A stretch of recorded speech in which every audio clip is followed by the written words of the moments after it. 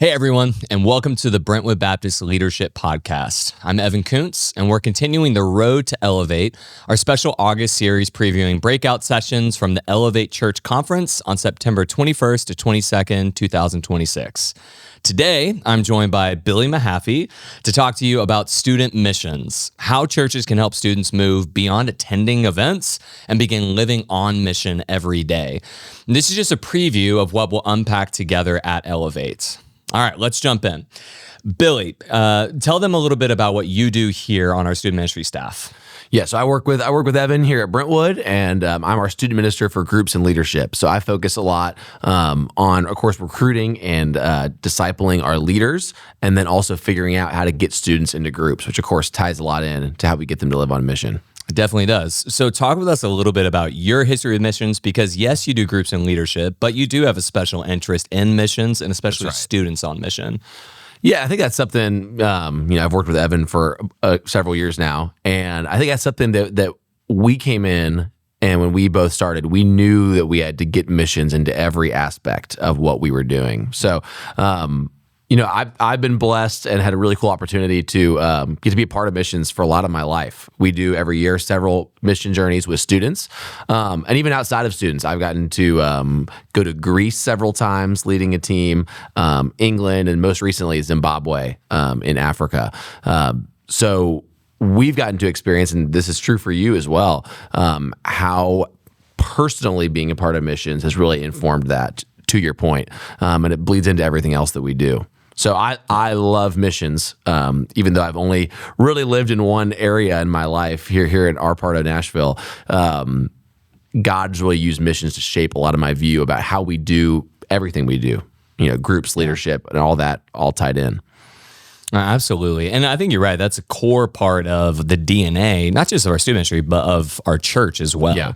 The mission's just kind of baked in. It's part of what we do. There was a phrase for a long time around here, living sent. Yes. That is still very much a part of who we are as a church, and especially in our student ministry. Now, we'll talk a little bit about how have things changed in missions and students over the years, because I think there are some things, especially post-COVID and that whole season, that has changed a lot about what students were relating to in missions. But if I'm thinking about just anybody who might be coming to this breakout and might be wanting to know, this breakout is specifically about building missions from the ground up. Right. So Billy, if you were building missions from the ground up, knowing what you know, what would be some of the big questions and conversations you would be walking into a breakout like this having? Yeah. Student ministry is so unique, and we know that. It's unique in so many ways. You are, of course, a part of your church, and you want to be tied in to your church and getting students connected everywhere.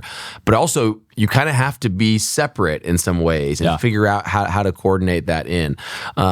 So if I was going back to several years ago, and even before that, of how we would build this from the ground up, some questions I would be is, where do you start?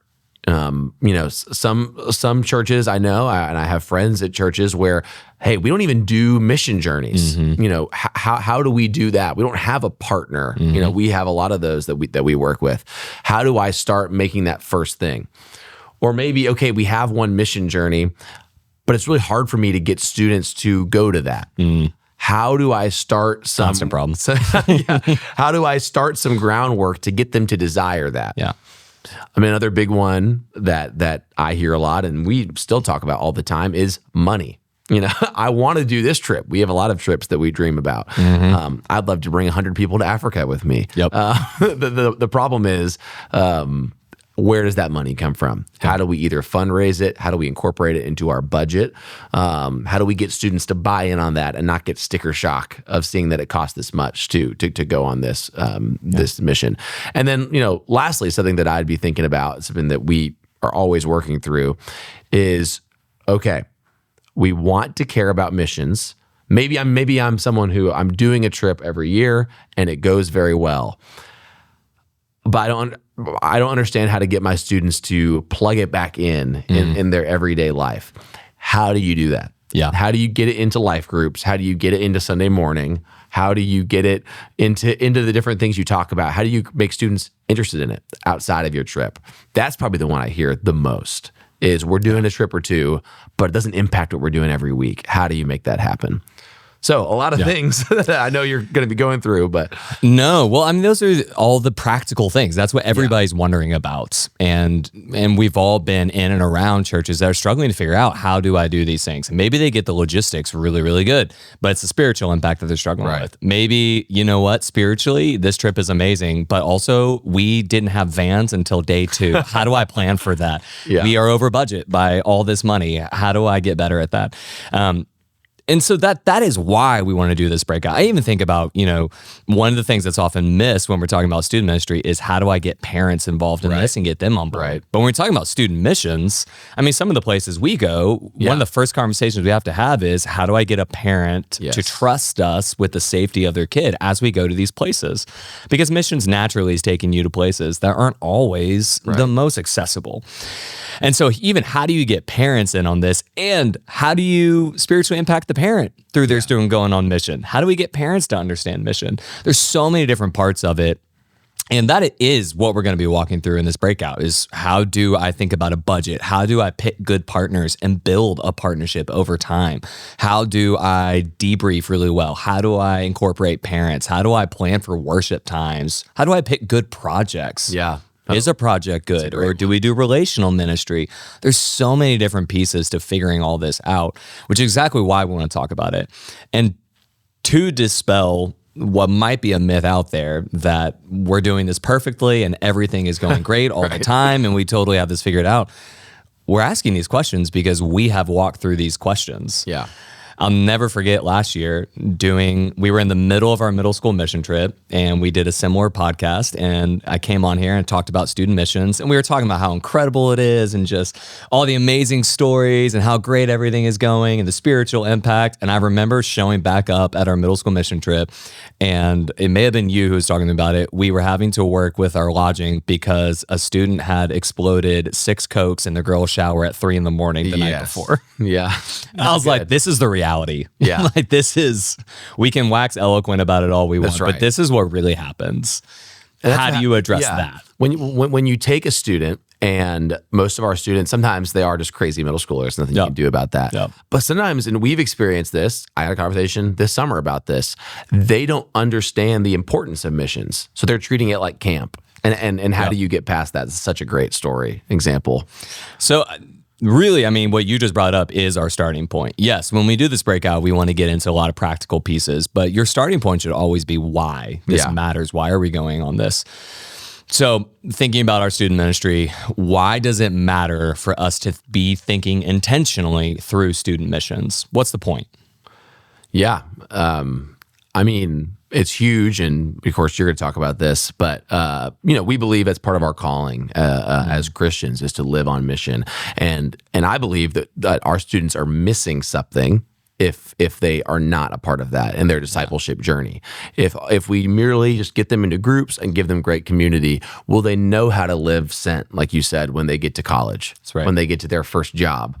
We hear that a lot from our college students that return. Man, I just got this amazing degrey, and I have no idea what my purpose is. And sometimes I think it's because we didn't give them enough missions education when they were here. I feel like sometimes we've missed that. And it does start with the why.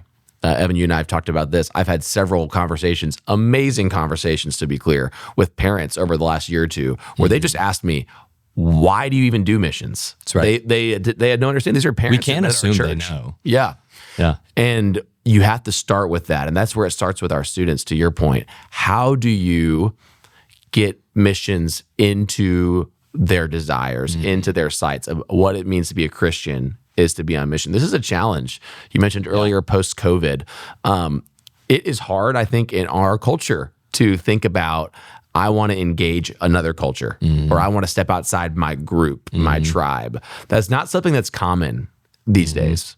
So that's something that I know you're gonna talk about, but it really matters that we teach them that from the beginning. No, it definitely does. I mean, even if you just think about the most basic level, if I want to follow Jesus, that implies that I am going where Jesus is going. And consistently what we find in scripture is that Jesus is going. He's moving from town to town. He's moving from people to people. He is going to spread the gospel.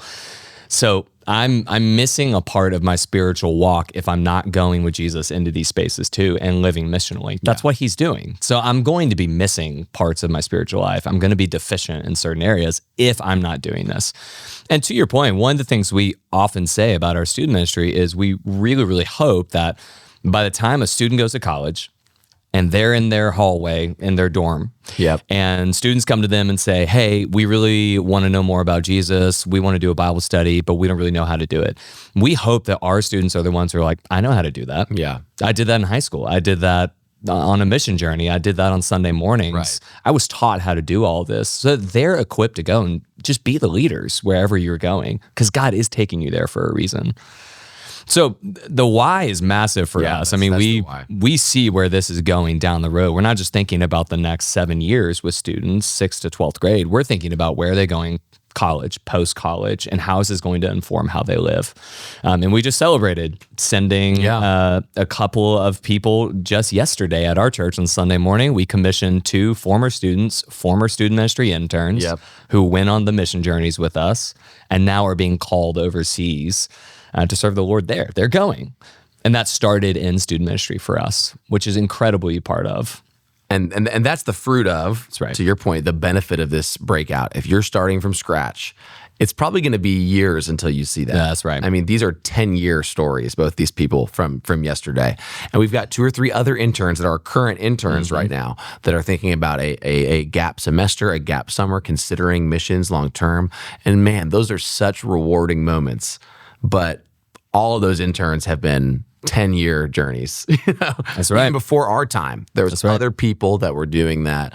So that is why you do the hard work of starting from the ground up with missions. Starting from, if you start from scratch, what are we going to do? How are we going to do that? How are we going to weave it into everything?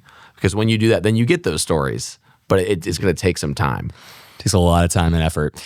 One of the things that we need to acknowledge, and this has probably been true for a lot of churches that are just starting in missions, but now I think the playing field has been leveled in a lot of ways. We've referred to this a couple of times, but both of us came on staff post-COVID, having grown up here though, and been interns here at this church too. But one of the things you and I both immediately noticed was post-COVID, post-2020 to 2022-ish, really reset culture in our student ministry. Whatever had been hallmarks of our student ministry, strong cornerstones of it, really was gone in a lot of ways. A big piece of that being missions. There was a point where students were kind of being churned out as missionaries from our student ministry. We had refugee groups coming in, being a part of our camps and our Wednesday nights. And there was a lot of engagement in missional spaces that just kind of went away during COVID. And I think broadly speaking, we of course saw a lot of people's world shrunk, right? Now, literally that happened because they were in quarantine for a while. And so you couldn't leave. But then also just, I think ideologically, when we're thinking about what's the purpose of my life, what am I supposed to do with myself? How am I supposed to follow Jesus? For a lot of us, it's shrunk down to a very, very small space. And a lot of the struggle for us over the last several years, good struggle, has been how do we re-expand students' understanding of the global scale of God's mission, that he has a heart for all nations, that the word is consistent about the name of the Lord is going to be all over the world, in all peoples, that there will be people from every tribe, nation, and tongue when Jesus returns and we worship him. This is all going to happen. And so we have to have a global mindset in that way too. We're fortunate. We live in a city where many of the nations have come here, but that's not always the case. And everywhere, people who may be coming to the conference or listening to this podcast may not be in a situation like that. And so one of the things that we're going to have to work with across the board as a church is how do we re-expand people's understanding of the global scale? I think the other thing that we've noticed, especially I've caught on to this summer, even as we've gone on trips, Gen Z and Gen Alpha, as they are coming into high school and they are starting to engage in these spaces, their context for understanding evangelism, their context for understanding missions in many ways, when they think of that, they're thinking about, I saw somebody on Instagram or I saw somebody on TikTok or on YouTube who was standing on a street and was talking with debating, right? It's apologetics, which is great. We need that. We want that. But that's not always what we mean when we say, I want you to go share the gospel with people in this city. Mm-hmm. And so one of the things that we're figuring out is we're having to redefine for students, when I say share the gospel, here's what I don't mean and here's what I do mean, because we're kind of speaking two different languages now. And so that's another hurdle that we're trying to figure out. There's these two massive pieces where, yes, COVID reset a lot of the culture for missions, but also students are speaking about this a little bit differently. And so when we're thinking about our why, that's part of what we're doing, is we're figuring out how do we affect the change and how do we convince students of the why that we know matters, but we need to say it in a different way for them to understand it now. Yeah, and hopefully that's something, I know that's something that we can get some time to talk through at Elevate, because that's something that we've worked hard on over the years.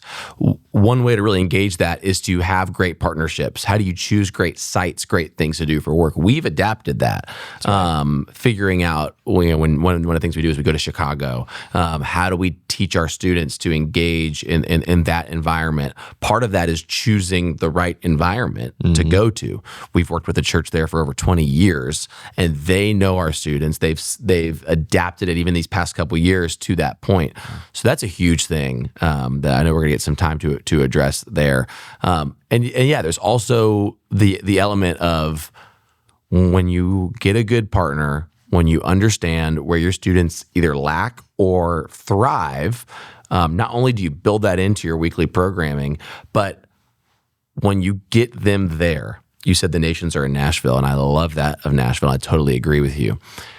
But we've seen, I think, that sometimes you got to take students out of Nashville for them to understand how to do it in Nashville. That's right. It's not merely enough just to do a serve Saturday or things like that. Those are great things. But when we get them to Chicago, to Vancouver, when we get them to these international places, and it shakes them out of their comfort zone, and they realize they can do it. And they realize how to have a relational, spiritual conversation, how to connect someone to a church that's already there. These are things that I think we've seen yield fruit back here, honestly, sometimes even more than when we're there. That's right. And that's a whole different understanding. I know that's something that you always do a great job of hitting that. Well, that's more we'll talk about, honestly, at the conference, is what really is the purpose of short-term missions and how do we think about that for students? Because it is different.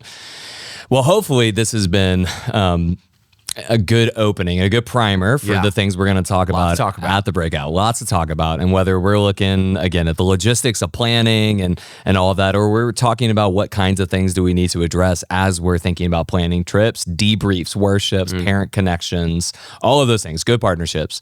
That is all going to be covered at this breakout. How do you build student missions from the ground up, even if you'd never had it there before?